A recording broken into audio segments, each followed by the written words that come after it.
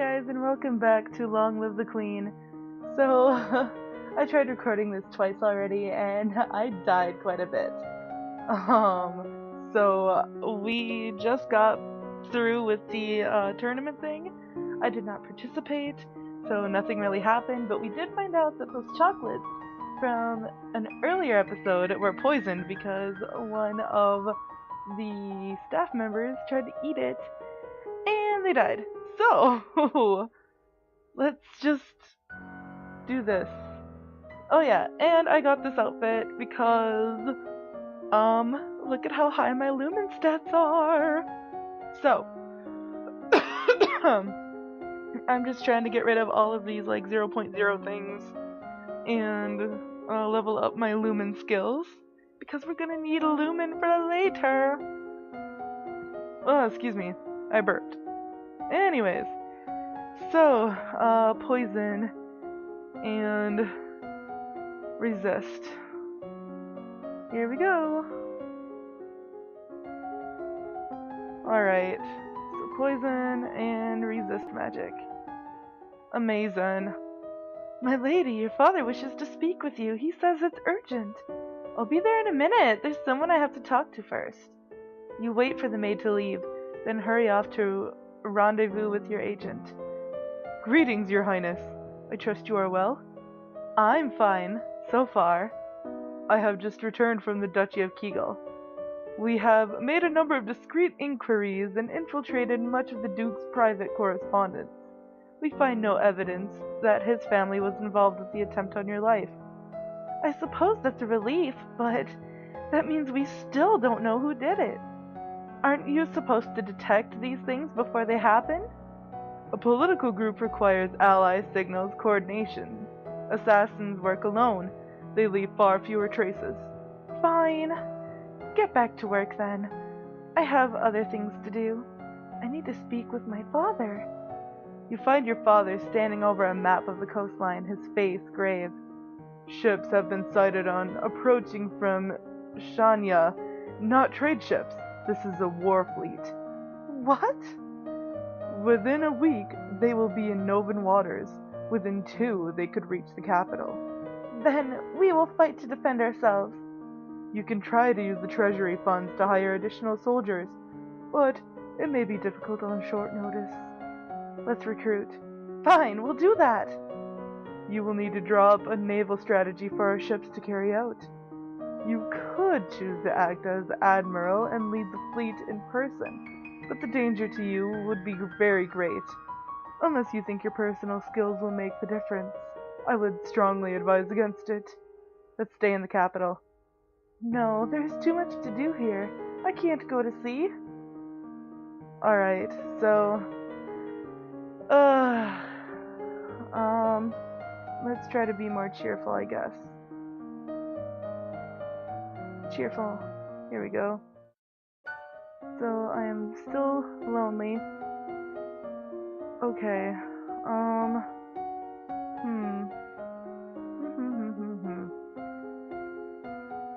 What is our lowest thing here?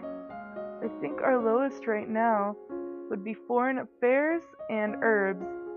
So we're gonna go with foreign affairs, and then we're gonna level up wield magic. So, foreign affairs and wield magic. And that should be enough, I hope. 4 years ago, the Duchess of Hellas tried to foment an insurrection in northern Zion, just over the Galban River border. Not only did that fail, but in retaliation, Zion pushed troops into southern Marie, and they are still refusing to leave. You learn to create a blade of solid light, which you can wield like a sword to slice through flesh and stone alike. You learn to direct a beam of searing light through the end of a staff, burning whatever you point at.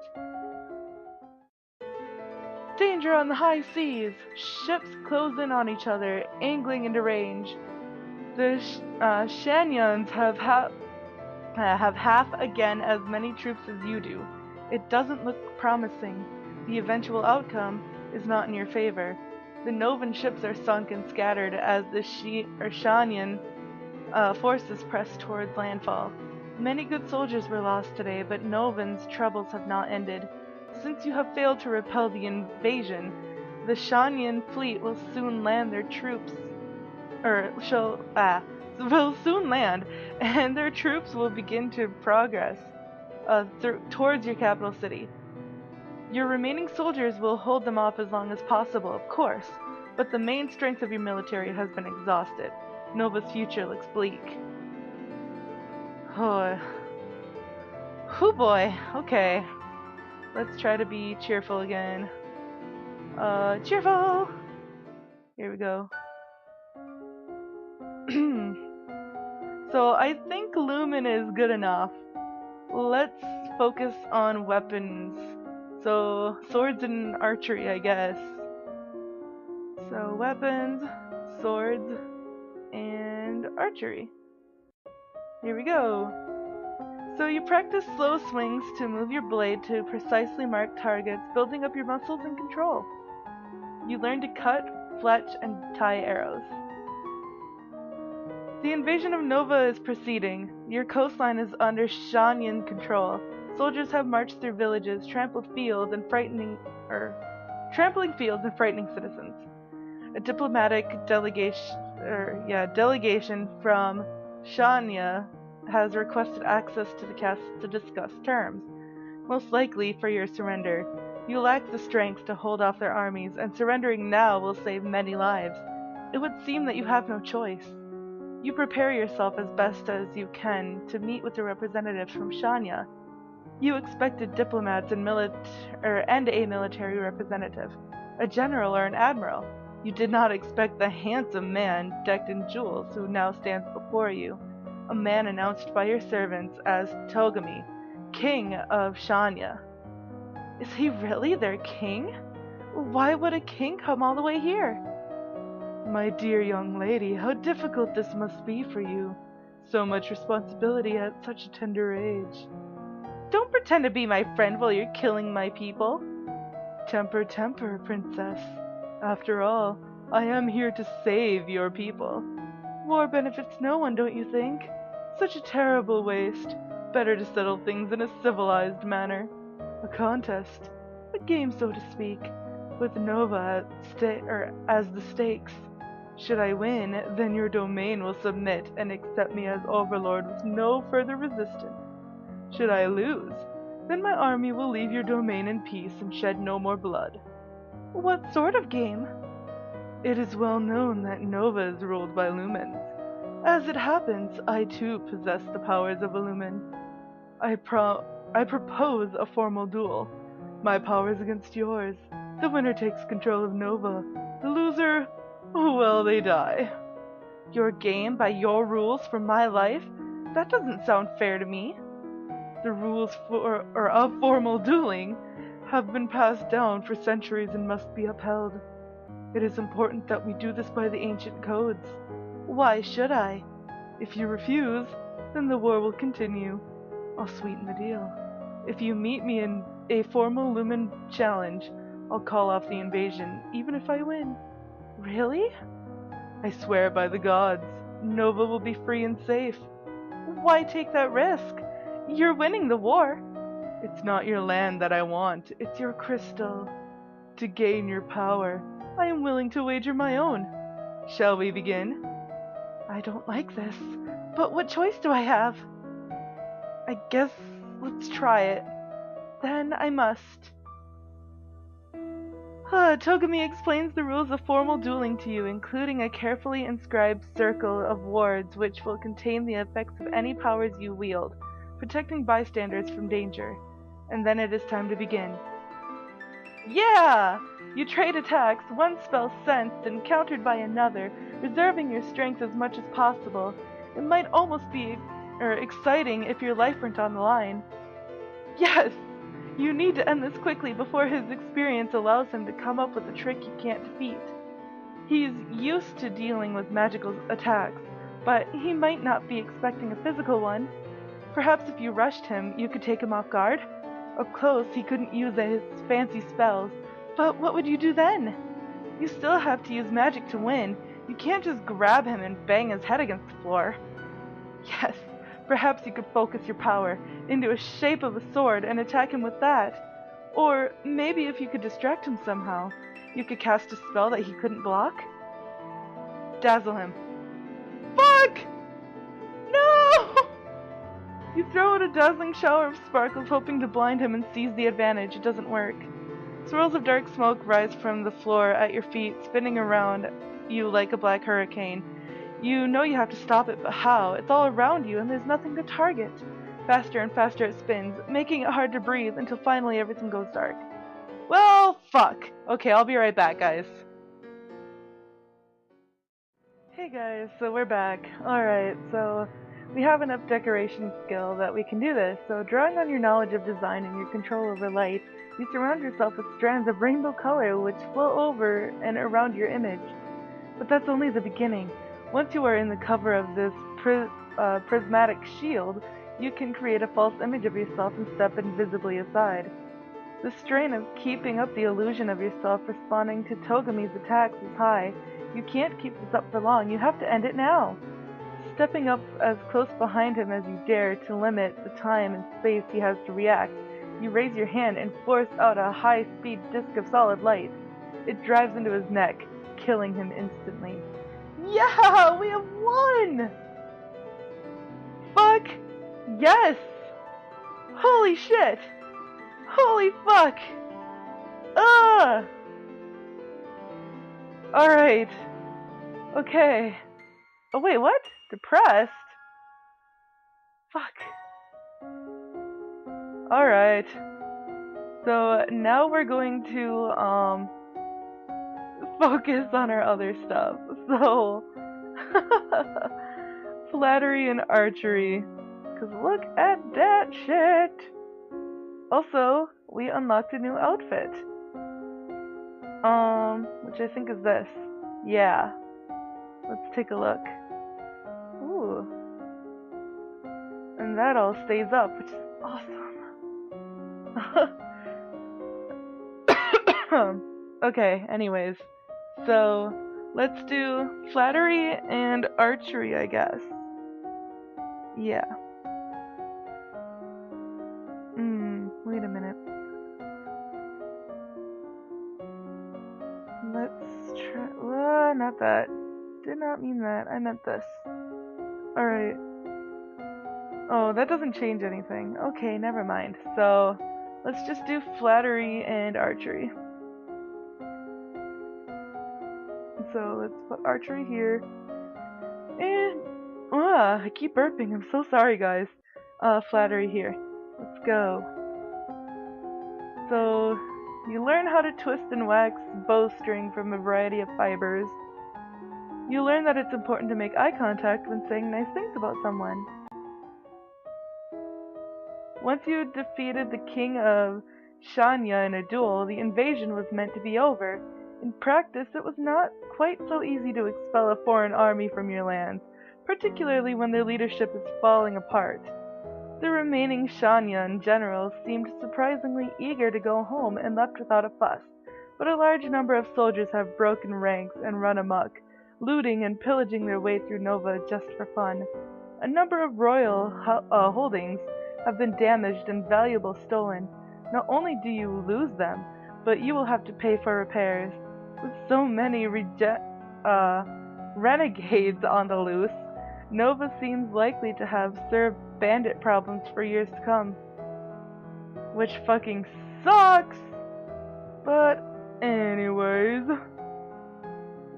okay, here it is, afraid. -1 afraid. There. Thank you. Okay. So let's do pole arms and running. Yeah? Yeah, I think so. So pole arms and running.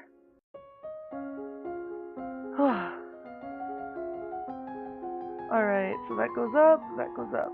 Thank you. Time has slipped by so quickly. Only 2 weeks remain before your birthday celebration and your official coronation as queen. Have you done enough to build a stable Nova? I don't know. I don't know if we have. But Well, you know, since I have a lot of editing to do, I guess we can just go through this, yeah? Yeah, I think so. Let's go in here. Why is she afraid? Or depressed? Oh, she's depressed. Ugh. Okay. Let's do Novan history and world history then. So Novan history and world history. Yup. Skipping over those. The castle is buzzing with preparations for your upcoming coronation. Ministers press you with details for your favorite colors and flowers and so on. You are happy to collaborate with the designers to ensure you are shown off to the best possible effect. You are still so young after all. Good design will help a lot in making you look like a queen. Others are more interested in the subject of your marriage.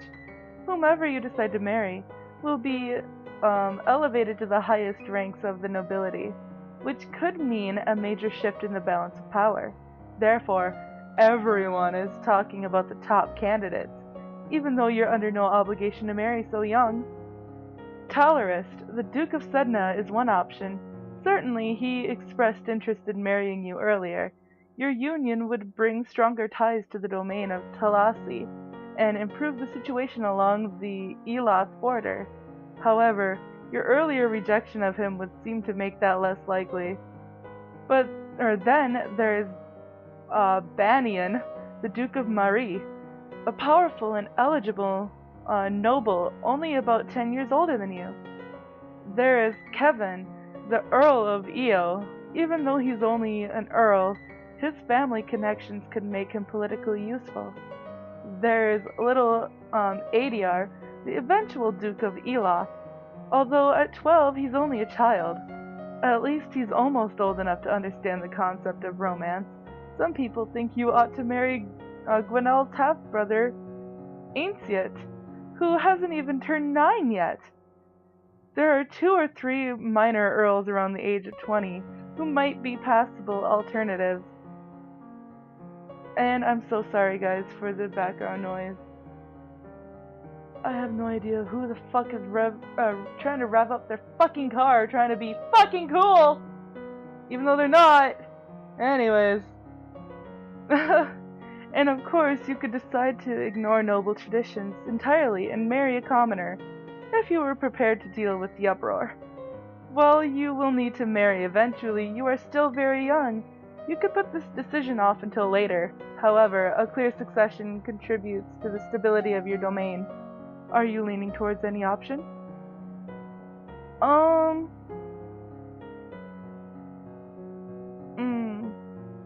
I kind of think Banyan, actually. Let's do it. There's no time to pursue that thought at the moment, but perhaps in the future. Okay, that works for me. Okay, so let's do this. Here we go. Excuse me. I don't know why I just said excuse me for that.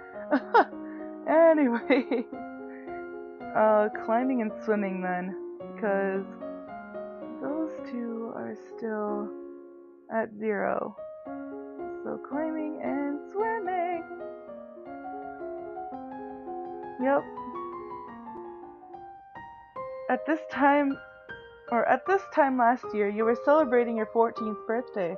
You were in the school gardens, surrounded by your friends. A teacher brought you tea and cakes, while a wealthy merchant's son wove a crown of flowers for your head. It didn't matter so much that you were a princess then. Your title was something for the future. Many of your peers would be duchesses or earls or the like someday, but not then. You were children. Your parents could not attend on the actual day, but they did send wonderful gifts, some for you and some for you to share. And a week later they came for a visit, and your mother took you with her through the countryside in a splendid carriage. It was the last time you would ever see her. You wonder if, wherever she is, she can see you now. You are 15 years old, a legal adult. You have worked and studied and suffered and prepared, and now the time has come. You kneel before the priestess, barely hearing her words as she recites the blessings. She calls upon the gods to deliver peace, wisdom, and prosperity to you, and through you to all of Nova, and then she calls upon you for your oath of rulership.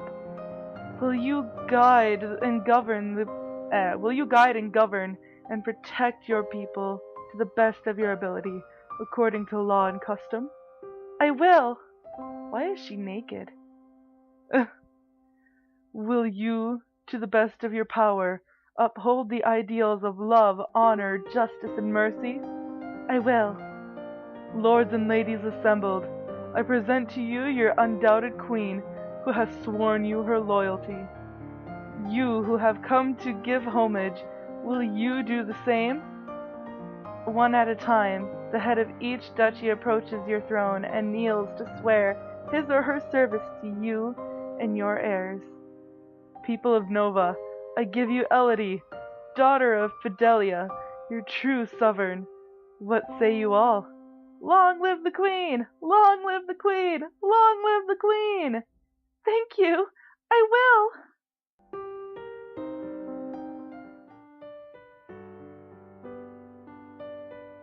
Once his daughter was secure on her throne, Jocelyn returned to his birthplace to focus on his duties as Duke of Caloris. He was pursued by many women, but showed little interest in remarrying, directing them instead to his brother, the Duke of Mazomba. Following Elodie's victory over the Shanyan king, the public opinion of Lumens rose to a height that hadn't been seen in 100 years. Young children would dress up and play as being magical kings and queens. Freed from the need for the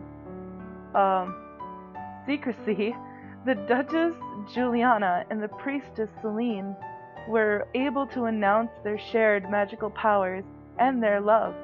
At Elodie's prompting, the lovers pledged their devotion to each other in a private ceremony, after which Celine retired from the priesthood to accompany her wife to Ursel. After the failed invasion, relations with Shania remained tense.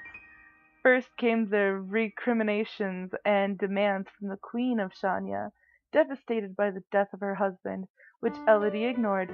Next came the subtler approaches, the quiet gratitude and offers for alliances from ministers who were thrilled to see Togami gone. Elodie ignored those also, which was just as well, since the next thing to arrive was the preserved head of one of those traitorous ministers, sent by the Queen of Shania as a warning.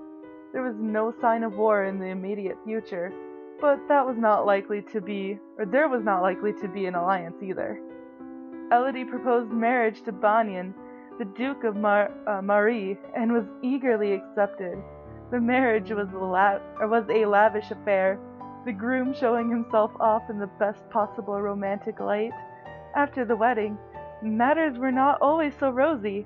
The new king had his own political agenda, and maintaining her authority was a constant struggle for Elodie.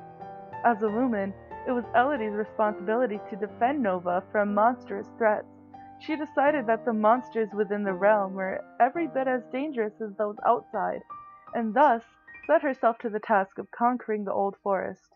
Each monster would have to be identified and carefully studied in order to defeat it without upsetting the balance.